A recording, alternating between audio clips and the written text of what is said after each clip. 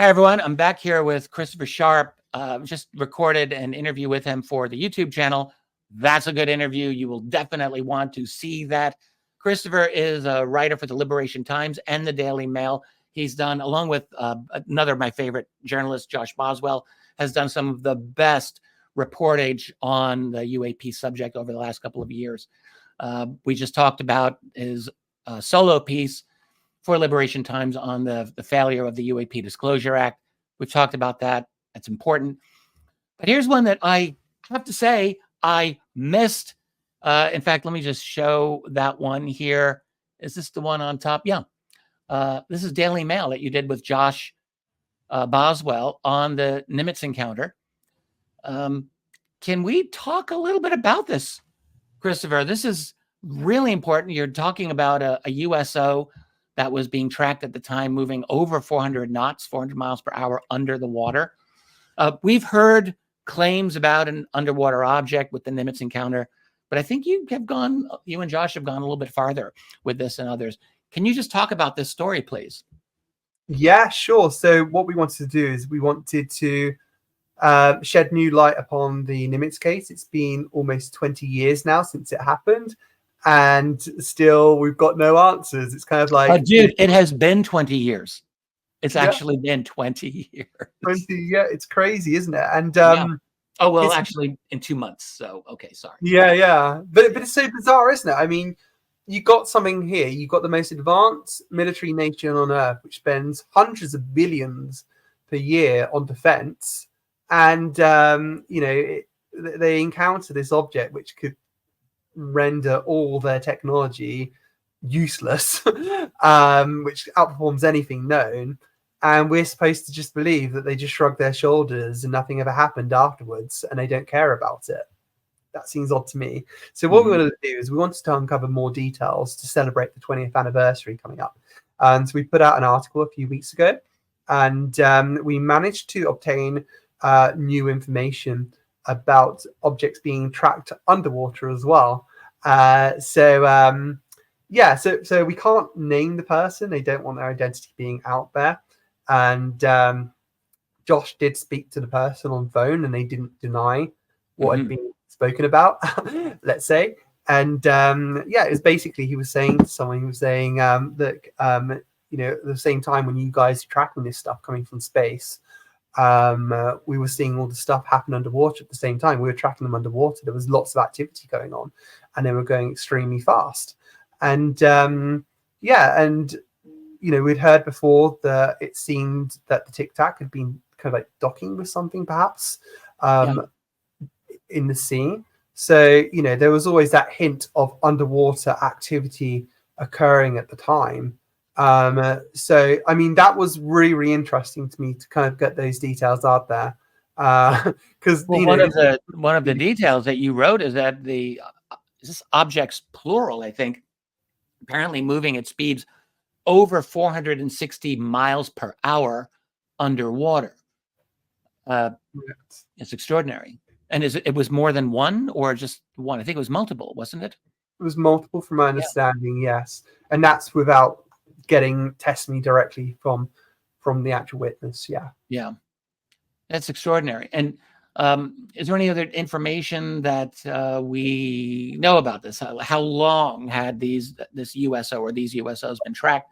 How large? The kind of claims that I've heard that have been out there is that there was apparently the underwater object was quite large, but is this anything that you were able to get from your witness, the size of the object, or how many objects specifically, how long they had been tracked? I don't know if you got that level of detail from your source. No, we haven't. But what I would note is that there were numerous assets there with sonar capability during that training exercise. I think the investigation after spoke to captain, I believe, of the USS Louisville, and I think they claimed that they didn't track any underwater objects, but that's not from my understanding. They were tracked, as I said, there are multiple other assets there within that fleet. I can't name the actual ship or submarine that person was on board, so that I don't accidentally give away key information about fair enough. his Yeah. identity. But yeah, that's something I will note. The information was sent to the naval base of San Diego, I believe is what you wrote, and so that would indicate this is not just a limited event that only the members of the ships out there knew. This went up the chain of command to proper channels, and presumably, if they're going to the naval base of San Diego, they're probably going to DC and anywhere else they need to go. So we are talking about an additional level of, can we say, cover up? I think that's probably accurate, right? Absolutely. Look, this is the case that the Arrow is too scared to touch undercut Patrick anyhow, because it was truly a case. It can't be explained. It can't be wished away by the Arrow. So I don't think they wouldn't. I don't think they were even searching properly for the information, for the data, because if they did get hold of that data, it would prove that these things are just that they can't explain them. Look, we've been told that they were trapped coming from 80,000 feet, but that's you know, the true kind of like capabilities, I believe, of that system are classified in terms of the true height they can actually track stuff coming from. But I believe they were coming from tracked coming from much higher. Much higher. I'll bet I didn't even think about that. That makes perfect sense. They were tracking objects probably coming in from Earth orbit. Very likely. I wouldn't How many bet miles out there? Of course, they have the capability. They just didn't want to acknowledge that. That's a really very good point. I have to remember that. But then, of course, coming down at incredibly high speeds and then stopping. I mean, look, this is not even anything that's as recent as 2004. We've got cases going much further back in time of very similar. There was the well-known Belgian UFO encounters from 1989 and 1990, where you have the Belgian Royal Air Force stating, Wilfred de Brouwer of Belgium stating in 1990 these objects. At one point, I think they dropped something like 4,000 feet altitude within 1 second. Very similar kinds of speeds and incredible maneuverability. That was in 1990, and you can go back much further in time. So it's been going on a little while, but certainly during 2004, it was obviously happening. It's quite fascinating. Anything? I think that was your main point of that particular article was simply. Oh yeah, I think did you say something about you had Tim Gallaudet in that article as well?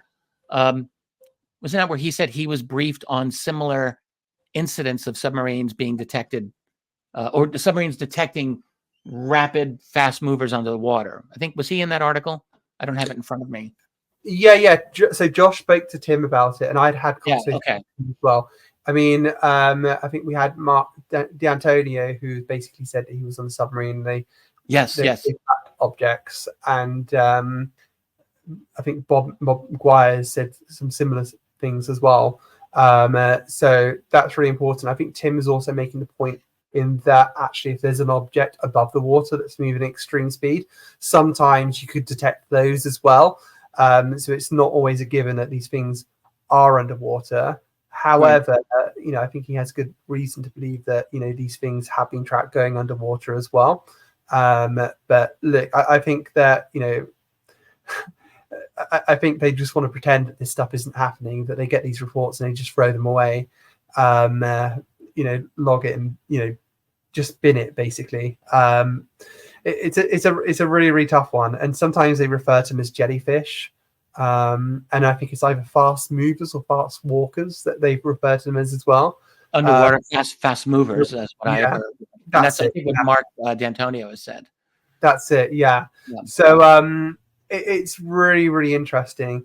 And when I was invited to a press meeting with Ronald Moultrie and Sean Kirkpatrick, they were actively saying that they were looking for more testimony in terms of underwater witness accounts of USOs.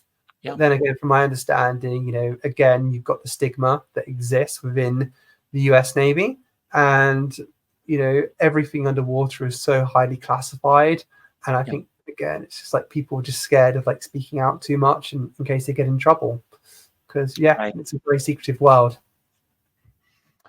Yeah, absolutely. It's I just can't believe I missed this story of yours because I'm in the home stretch of a large study of USOs. It's Absolutely. the biggest thing I've ever written in my life, and how I missed that one until I was just going back over looking for your articles. I thought, oh my God, we have And you mentioned in that you're visual- right. yeah, it was really, really kind of amazing. I was like, how did I miss that? But really quite extraordinary stuff. I don't want to keep you much longer. I very much admire the work that you and Josh Boswell both do. I don't think there are many other. I'm guessing there may be some other journalists out there, but I don't know. I'm not aware of anyone doing the kind of research and digging that both of you are doing consistently and have been doing for several years now. So I just want to commend you and thank you for the hard work and valuable work that you're doing. Really important. Thank you so much, Richard. Like at times, especially when you get pillared online and stuff, you're just like, I want to give up. I got a family, I've got a life, but like I just think this information is too important not to report on. And if you're not, if we're not going to do the research and report on it, who else is? And I just hope that Congress does step up again. I really just do hope they do, because otherwise, all our efforts, are worthless in terms of bringing about transparency until you do get that political courage, to act. Yeah, it's really sad. You are fighting the good fight, man. And I just, if I have any advice, you probably have taken it already, but you have to develop the thickest of thick skins imaginable to throw yourself in here. And at times it'll feel like you're in the lion's den, and there's always going to be people out there trying to destroy you or trying to just chip away at whatever it is that you've got to say. And you got to be strong, which I'm sure you are. You need to be, because you're in the thick of it now, and you're doing really good work. So Thank you so much. That means a lot coming from you as well. So thank you. Thank you very much. I've got nothing else to ask you. I'm just glad you stuck around for a few extra minutes. I wanted to talk about that USO aspect of the Nimitz case. That's